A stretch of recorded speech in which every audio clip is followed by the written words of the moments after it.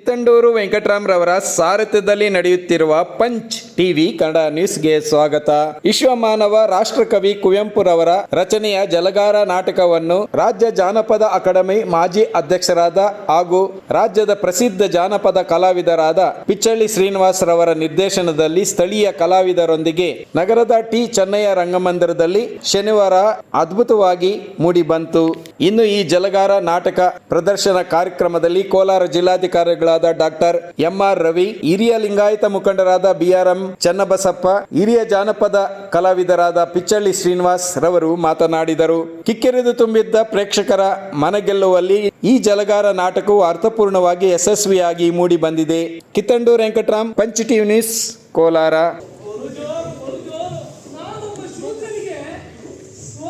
ಅಷ್ಟೊತ್ತು ನಮ್ಮಲ್ಲಿ ಈ ಜಾತಿ ಆ ಜಾತಿ ಎನ್ನುವಂಥದ್ದೇನು ಒಂದೇ ಜಾತಿ, ನಾವೆಲ್ಲ ಮನುಷ್ಯ ಜಾತಿ. ನಾವು ಮಾಡೋ ಕೆಲಸಗಳ ಮೇಲೆ ನಮ್ಗೆ ಕೊಟ್ಟರು. ಒಬ್ಬ ಸಾಹುಕಾರಿ, ನನ್ನ ಸ್ನೇಹಿತರು ಬಹಳ ಸಾಹುಕಾರಿದ್ದರು. ಅವರು ಬಹಳ ಸಂಪಾದಿಸಿದರು. ಅವರು ಅದನ್ನೆಲ್ಲ ತೊಗೊಂಡೋಗ್ಬೇಕು ಅಂತ ಬಿಟ್ಟು ಏನೋ ಯೋಚನೆ ಮಾಡ್ತಿದ್ರು, ಮೇಲೆ ತೊಗೊಂಡೋಗೋದು ಹೇಗೆ ಅಂತ. ಸಂಪಾದಿಸಿದೆಲ್ಲ ಬಿಟ್ಟು ಹೋಗ್ಬೇಕಲ್ಲ, ಇಷ್ಟು ಕಷ್ಟಪಟ್ಟಿದ್ದೀನಿ, ಹೊಟ್ಟೆ ತಿಂದೆ, ಒಬ್ರು ಕೊಡದೆ ಎಲ್ಲದನ್ನ ಇಟ್ಕೊಂಡಿದ್ದೆಲ್ಲ ಏನು ಮಾಡಬೇಕು ಅಂತ ಹೇಳಿ ಭಾಳ ಯೋಚನೆ ಮಾಡಿದ್ರು. ಆಮೇಲೆ ಪೇಪರ್ಗೆ ಹಾಕ್ಸಿದ್ರು, ನಾನು 5 ಲಕ್ಷ ರೂಪಾಯಿ ಕೊಡ್ತೀನಿ, ನಾನು ಮೇಲೆ ತೊಗೊಂಡೋಗೋದು ಯಾರು ದಾರಿ ತೋರಿಸ್ಬೇಕು ಅಂತ. ನಮಗೆ ಯಾರು ಬರಲಿಲ್ಲ. ಆಮೇಲೆ 10 ಲಕ್ಷ ರೂಪಾಯಿ ಕೊಡ್ತೀನಿ ಅಂತ ಮಾಡಿದ್ರು. ಅವಾಗ ಒಬ್ಬ ಬಂದು ನಾನು ಹೇಳ್ತೀನಿ ಸರ್ ಹೇಳಿ, ಓ ಪಾಪ ನೀವೇ ಕಾಯ್ತಾ ಇದ್ದೆ ಬಾ ಅಂತ ಹೇಳಿ. ಸರಿ ಬಂದರು ಹೇಳಿದ್ರು, ಸ್ವಾಮಿ ನೀವು ಅಮೇರಿಕಕ್ಕೆ ಹೋಗಿದ್ರಾ? ಹೋಗಿದ್ದೆ ಸರ್. ಏನು ನಿಮ್ಮ ದುಡ್ಡು ಹೆಂಗೆ ತೊಗೊಂಡು ಈಗ ಆಸೆ ಹೆಂಗೆ ತೊಗೊಂಡೋಗಿದ್ದೆ? ಡಾಲರ್ ಮಾಡಿಸಿ ತೊಗೊಂಡೋಗಿದ್ದೆ. Very good. ಆಮೇಲೆ ಇಂಗ್ಲೆಂಡ್ಗೆ ಹೋಗಿದ್ರೆ ಸರ್ ನೀವು? ಹೋಗಿದ್ದೆ. ಹೇಗೆ ತೊಗೊಂಡೋಗಿದ್ದೆ ದುಡ್ಡು? ನಾನು ಡಾಲರ್ಗೆ ಮಾಡಿ ತೊಗೊಂಡೋಗಿದ್ದೆ. ಹಾಗಾದರೆ ನೀವು ಈ ಕನ್ವರ್ಟ್ ಮಾಡಿ ತೊಗೊಂಡೋದಲ್ಲ, ಇದೇ ಕಡೆ ನೀವು ಮೇಲೆ ದುಡ್ಡು ತೊಗೊಂಡೋಗ್ಬೇಕಾಗಿ ಕನ್ವರ್ಟ್ ಮಾಡಬೇಕಾಗಿತ್ತು ಸ್ವಾಮಿ. ಅದನ್ನೇ ನಿಮ್ಮನ್ನು ಕೇಳಬೇಕು ಅಂತ ನಾನು ಮಾಡಿದ್ದೆ. ಏನು ಅಂತ ಹೇಳಿದ್ರೆ, ನೀವು ಆಡೋ ಮಾತು ಮಾಡೋ ಕೆಲಸ ಹೋಗುತ್ತಾ ಇವೆರಡೂ ಕೂಡ, ಈ ಮೂರು ಕೂಡ ಶುದ್ಧವಾಗಿರಬೇಕು. ಒಬ್ಬರಿಗೆ ನೋವು ಕೊಡದೆ, ಒಬ್ಬರಿಗೂ ಸತ್ವ ಕಳಿಸೋದು, ನೀವು ಜೀವನ ಸಾರ್ಥಕ ಮಾಡ್ಕೊಂಡಿದ್ದಾರೆ. ನಾವು ಈ ಜಾತಿ ಭಕ್ತಿಯಿಂದ ನಾವು ಹೋಗಲ್ಲ, ನಾವು ಮಾಡೋ ಕೆಲಸದಿಂದ ನಾವು ಹೋಗ್ತೀವಿ ಹೊರತು ಪುಣ್ಯ. ನೀವು ಶಿವನ ಪೂಜೆ ದೇವಸ್ಥಾನಕ್ಕೆ ಹೋಗ್ತಿದ್ದರೆ ಪುಣ್ಯ ಇಲ್ಲ. ತೆಂಗಿನಕಾಯಿ ಹೊಡಿತೀನಿ ಹೇಳಿದ್ರೆ, ನಾನು ತೆಂಗಿನಕಾಯಿ ಹೊಚ್ಚಿ ಬಾಳೆ ಹಾಕೊಂಡೋಗಿ ಸ್ವಾಮಿಗಳಿಗೆ 100 ರೂಪಾಯಿ ಕೊಟ್ಟು ನಮಸ್ಕಾರ ಹಾಕಿದ್ರೆ ಒಂದು ಹಾರ ಹಾಕ್ತಾರೆ. 50 ರೂಪಾಯಿ ಕೊಟ್ಟರೆ ಸಣ್ಣ ಹಾರ ಹಾಕ್ತಾರೆ. 10 ರೂಪಾಯಿ ಕೊಟ್ಟು ಕೊಡ್ತಾರೆ. ಇದೇ ಯಾವ ಪುಣ್ಯ ಬರೋದಿಲ್ಲ. ಎಲ್ಲ ದೇವರು, ತೆಂಗಿನಕಾಯಿ ಕೊಟ್ಟಂದು ದೇವರು, ಬಾಳೆ ಕೊಟ್ಟಂದು ದೇವರು, ನೀವು ಗಜ್ಜೆ ಕೊಟ್ಟಂದು ದೇವರು. ದೇವ್ರಿಗೆ ನೀವೇನು ಕೊಡಬೇಕು? ದೇವರಿಗೆ ಕೊಡಬೇಕಾದ್ರೆ ಭಕ್ತಿ. ಆ ಭಕ್ತಿ ಎಲ್ಲಿ ಬರಬೇಕು ಅಂದರೆ, ನೀವು ಆಡೋ ಮಾತು ಮಾಡೋ ಕೆಲಸ ಹೋಗೋದಾಯ. ನೀವು ಮಾಡಿದ್ರೆ ಯಾರು ನೋವು ಶರಣ ಹೇಳ್ತಕ್ಕಂಥದ್ದು ನಡೆಸ್ಕೊಂಡ್ರೆ ಶರಣ ಹೇಳ್ತಾರೆ.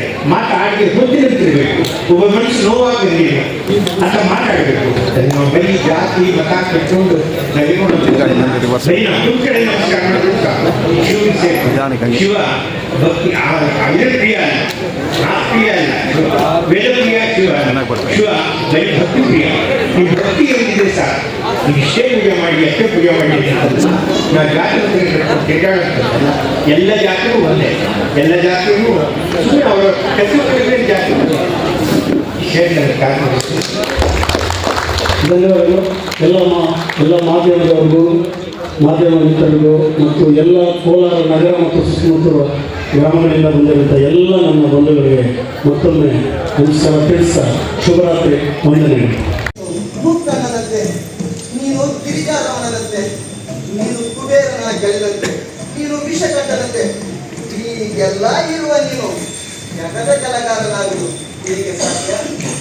ಈಗಿರುವ ನೀನು ನನ್ನ ಬಾಂಧವನಾಗಲು ಸಾಧ್ಯವೇ? ಸೋದರನಾಗಲು ಸಾಧ್ಯವೇ?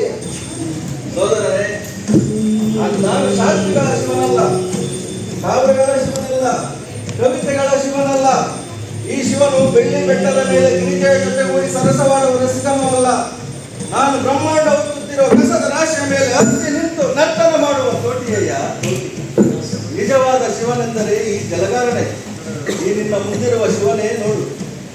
ಹೇ ದೇವರೇ, ಹಾಗಾದರೆ ಆ ಪಂಡಿತರು ಯಾಕೆ ನಿನ್ನನ್ನು ಹಾಗೆ ವರ್ಣಿಸುತ್ತಾರೆ? ಅಯ್ಯ ಸೋದರನೇ, ಆ ಪಂಡಿತರ ಕಣ್ಣುಗಳಿಗೆ ನಾನು ನೋಡಲು ರೂಪಿಯಾಗಿದ್ದೆ. ಅದಕ್ಕೆ ನನಗೆ ಚೆಲುವಾದ ಚಂದಿರನನ್ನು ಒಡವೆಯಾಗಿ ತೊಡಿಸಿದರು. ನಾನು ಅವರ ಭಾಗಕ್ಕೆ ಪಾಪಿಯಾಗಿದ್ದೆ.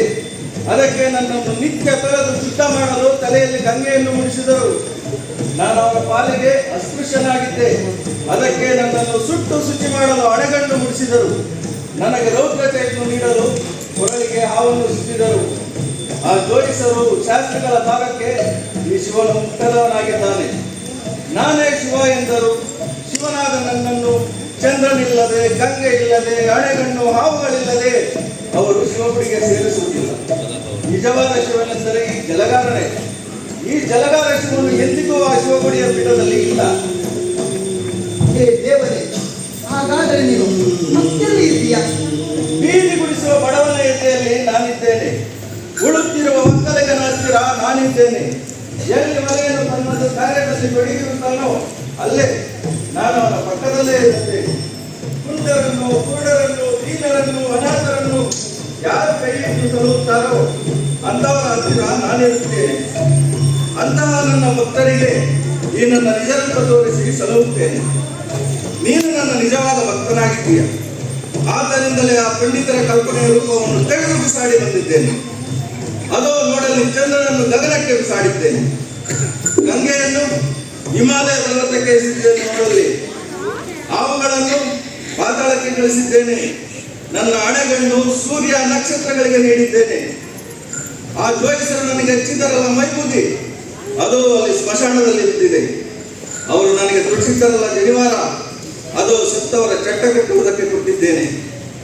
ಅವರು ನನಗೆ ನೀಡಿದ್ದರಲ್ಲ ಶೂಲ, ಅದು ಶೂಲವಲ್ಲ, ನಿಜವಾಗಿಯೂ ಅದು ಪೊರಕೆ. ಅದೋ ನೋಡ ಆ ಶೂಲ ಪೊರಕೆ ಬ್ರಹ್ಮಗಳ ಬೀದಿಯನ್ನು ಮುಡಿಸುತ್ತಿದೆ. ಅವರು ನನಗೆ ನೀಡಿದ್ದರಲ್ಲ ಈ ಎಲ್ಲ ದಾನಗಳು ತೊಲಗಿದರೆ ನಿಜವಾದ ಶಿವ ಜಗದ ಜಲಗಾರ ಉಳಿಯುತ್ತಾನೆ. ನೀನು ಊರ ತೋಟಿಯಾದರೆ ನಾನು ಜಗದ ತೋಟಿ. ಬಾ ನನ್ನ ಸೋದರನೇ, ನೀನು ನನ್ನ ನಿಜವಾದ ಭಕ್ತನಾಗಿದ್ದೀಯ. ನಿನ್ನದೇ ನಿಜವಾದ ಭಕ್ತಿ. ನೀನೇ ನಿಜವಾದ ಶಿವಭಕ್ತ. ನೀನೇ ನಾನಾಗಿದ್ದೇನೆ, ನಾನೇ ನೀನಾಗಿದ್ದೀನಿ. ನೀನೇ ಶಿವ, ಶಿವನೇ ನೀನು.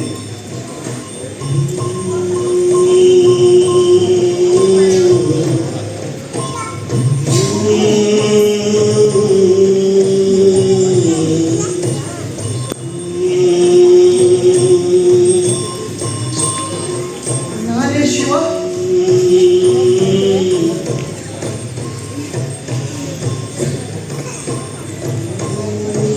ನಾನೇ ಶಿವ.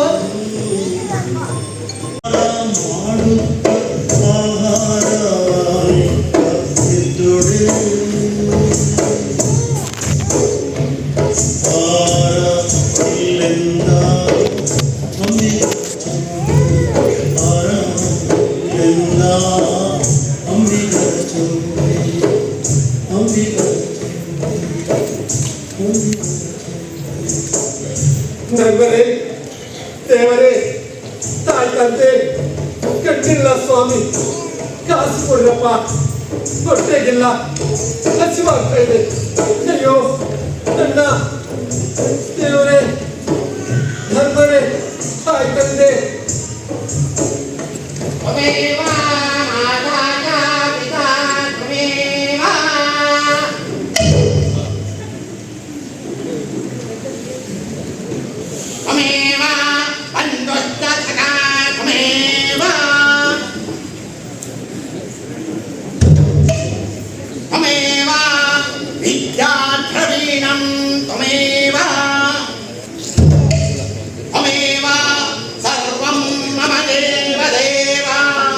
ಕಟ್ಟಿಲ್ಲ ಧರ್ಮರೇ, ಕಾಸು ಕೊಡ್ರಪ್ಪ, ಹೊಟ್ಟೆಗಿಲ್ಲ, ಹಸಿವಾಗ್ತಾ ಇದೆ, ಸಾಯ್ತಾ ಇದ್ದೀನಪ್ಪ.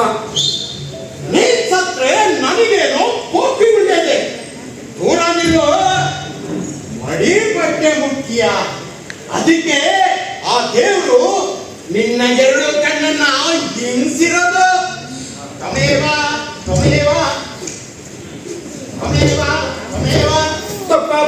ನನಗೆ ನನ್ನ ಕೆಲಸವೇ ಪೂಜೆ, ನನ್ನ ಕೆಲಸವೇ ದೇವರು ಆರಾಧನೆ.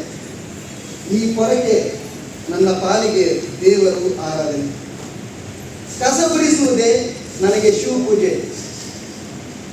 ನಿನ್ನೆ ಏನಾಯ್ತು ಗೊತ್ತಾ? ಶಿವಗುಡಿಯ ಹತ್ತಿರ ಹೋದ ನನ್ನ ಕಂದನನ್ನ ಅವರು ಬೈದು ಹೊಡೆದು ನೂಕಿದ್ದಾರೆ. ಶಿವಗುಡಿಯಲ್ಲಿರುವ ಶಿವನು ಜೋಯಿಸರ ಶಿವನಂತೆ. ನನ್ನ ಶಿವ ನನ್ನ ಶಿವ ಈ ಮಣ್ಣಿನ ಒಳಗೆ ಇದ್ದಾನೆ, ನನ್ನ ಶಿವ ಈ ಕೊಳೆತ ಕಸದ ಒಳಗೆ ಇದ್ದಾನೆ. ನನ್ನ ನೆರೆಯ ಅವನಿಗೆ ದೇಗುಲ, ನನ್ನ ಪ್ರೀತಿಯ ಅವನಿಗೆ ಪೂಜೆ, ಕರ್ಪೂರ, ಮಂಗಳಾರತಿ, ಹೂವು, ಹಣ್ಣು, ಕಾಯಿ ಇದು ಯಾವುದರಲ್ಲೂ ಅವನಿಲ್ಲ. ನಾನು ಎಲ್ಲೆಲ್ಲಿರ್ತೇನೋ ಅವನು ಅಲ್ಲಿರ್ತಾನೆ. ನಾನು ಎಲ್ಲಿ ಭಕ್ತಿಯಿಂದ ಕೈ ಮುಗಿತೇನೋ ಅಲ್ಲೆಲ್ಲ ಅವನಿರ್ತಾನೆ. ನಾನು ಎಲ್ಲೆಲ್ಲಿ ಒಳ್ಳೆಯ ಕೆಲಸ ಮಾಡ್ತೇನೋ ಅಲ್ಲೆಲ್ಲ ಆ ಶಿವನಿರ್ತಾನೆ. ಇನ್ನು ಆ ಶಿವಗುಡಿ ನನಗೆ ಯಾಕೆ ಬೇಕು? ನೀನೇನು ಶಿವಗುಡಿಗೆ ಹೋಗುತ್ತಿದ್ದೇನು? ಹೌದಪ್ಪ, ಆ ಶಿವನ ದರ್ಶನ ಮಾಡಲು ಗುಡಿಗೆ ಹೋಗುತ್ತಿದ್ದೇನೆ. ಅದಕ್ಕೆಂತಲೇ ಹೂವು, ಹಣ್ಣು, ಕಾಯಿಗಳನ್ನೆಲ್ಲ ತಂದಿದ್ದೀನಿ. ನೋಡಿಲಿ, ನೀನು ಶಿವನನ್ನ ಕಾಣೋದಕ್ಕೆ ಶಿವಗುಡಿಗೆ ಹೋಗುತ್ತಿದ್ದೇನು? ಯಾಕೆ? ನಿನ್ನ ನೇಗಿಲಗೆರೆಯ ದೇವಾಲಯವನ್ನು ಅಲ್ಲಿ ನೀನು ಶಿವನನ್ನೇ ಕಾಣೋದಕ್ಕೆ ಆಗುವುದಿಲ್ಲವೇನು? ದೇಗುಲದ ಪೂಜಾರಿ ಬೆಳಗು ಸಂಜೆ ಪೂಜೆ ಮಾಡಿದರೇನಂತೆ ಮಾಡಿಕೊಳ್ಳಲಿ, ನೀನು ಯಾಕೆ ಪೂಜೆ ಮಾಡಬೇಕು? ನೀನು ಉಳುವಾಗ ನೆಡುವಾಗ ಪೂಜೆ ಮಾಡುವುದಿಲ್ಲವೇನು? ಅದೇ ಪೂಜೆ ಸಾಕಾಗದೆ ನಮ್ಮ ಬದುಕೆ ಒಂದು ಪೂಜೆ ಅಲ್ಲವೇ? ನಮ್ಮ ಕಾಯಕವೇ ಸದಾ ಯೋಗ ಧ್ಯಾನ ಎಲ್ಲವೂ ಅಲ್ಲವೇ?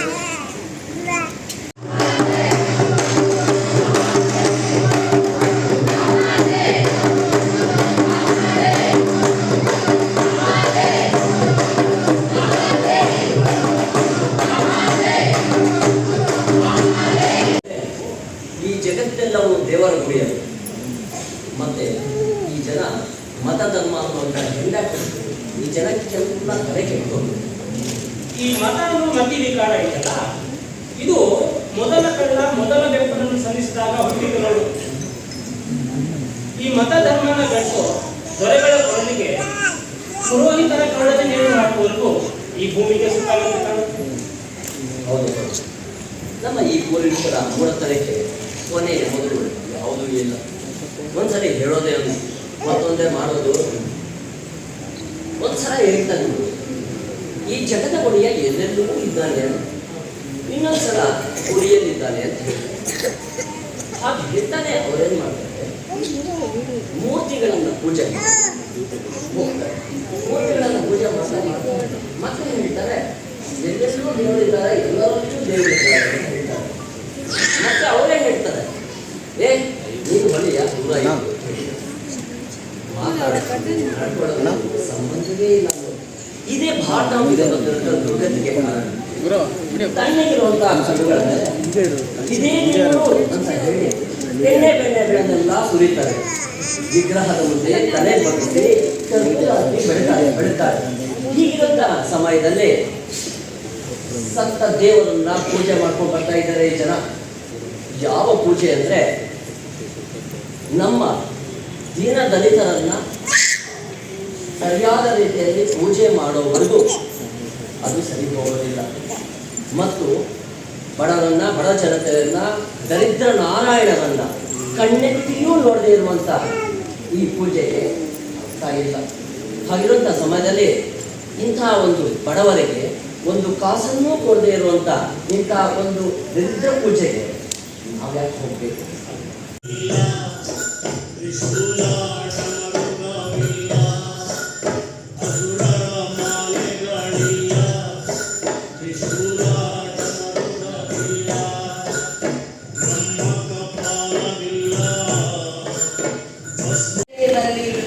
ಎಲ್ಲ ಹುಟ್ಟು ಉಣವ ತೆತ್ತು ಮುಂದೆ ಪುಣ್ಯದ ಬೀಜ ಬಿಟ್ಟು ಕೊಡಗಲೇಕೆ ಮರುಗಲೇಕೆ ಹುಟ್ಟಿದಿಳೆಯಲು ಹಳೆಯಲೇಕೆ. ದಕ್ಷಿಣ ಹಬ್ಬಲಾಯಿತು, ಹಣ್ಣು ಕಾಯಿ ದುಡ್ಡು, ತೀರ್ಥ ಮಾರಿದ ದುಡ್ಡು. ಬಲು ಜೋರು. ನಾನೊಬ್ಬ ಶೂದ್ರನಿಗೆ ಸೋಪಿ ಹಾಕಿದ ದುಡ್ಡಿದು ಅವನನ್ನು ಹೇಗೆ ಸುಲಿಗೆ ಮಾಡ್ಬೇಕು ಗೊತ್ತಾ? ಅಂದು ಶಿವಗುಡಿಯ ಮಹಿಮೆಯಿಂದ ನಮಗೆ ಹೊಟ್ಟೆಗೆ ಇಟ್ಟು ಹೊಟ್ಟೆಗೆ ದುಡ್ಡು ಬೇಕಾದಷ್ಟು ಸಿಗ್ತಾ ಇದೆ. ದುಡ್ಡು ಬಿಟ್ಟರೆ ಕೆಟ್ಟು ಕಣಯ್ಯ, ನಡಿ ಬೇಡ.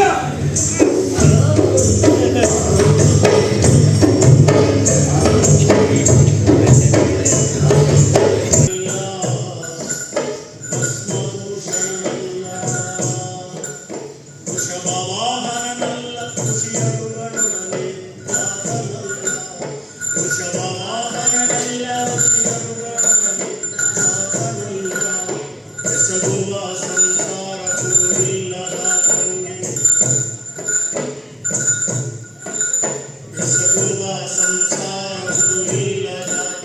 ಿ